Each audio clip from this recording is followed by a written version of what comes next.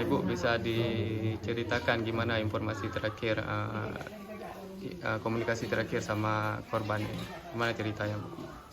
Komunikasi terakhir tidak ada, cuma malam tanggal 12 Iwan nelpon dia. Nelpon ke adik dia, minta dia dibilang udah ditangkap. Suruh kirim duit 50 juta untuk tebusan. Udah kayak gitu, habis itu dikirim video. Habis itu baru menjelang berapa menit telepon ke ibu. Sama juga dibilang, mama kirim duit, saya dipukul. Nggak tahan lagi, mama kirim duit 50 juta. Udah habis itu beberapa menit kemudian gitu lagi, saya bilang nggak ada duit, minta ke orang-orang, saya dipukul berat, cuma tinggal dikit lagi, dia bilang. Udah habis itu jam 9.40 lah, saya nelpon anak saya si korban yang ngangkat, tersangka. Dia bilang, ibu kok sayang ke anak, kirim duit 50 juta.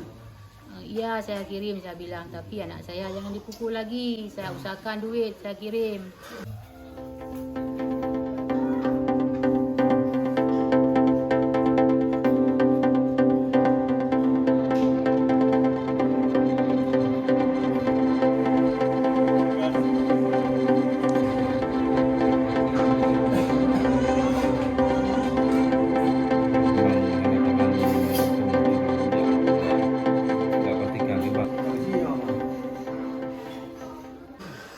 Kok ibu sayang anak, kirim cepat-cepat duit.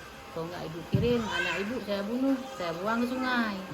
Saya bilang saya kirim duit, tapi saya tunggu dulu, saya cari duit ke orang. Saya nggak ada duit, saya bilang kayak gitu. Udah, itu aja. Mati ya, udah mati HP, nggak ada lagi. Jadi harapan Ibu sekarang gimana untuk yang pelaku-pelaku ini? Keadilan seadil-adilnya, kayak mana dia sudah memperlakukan anak ibu. Diproses sesuai dengan hukum yang berlaku.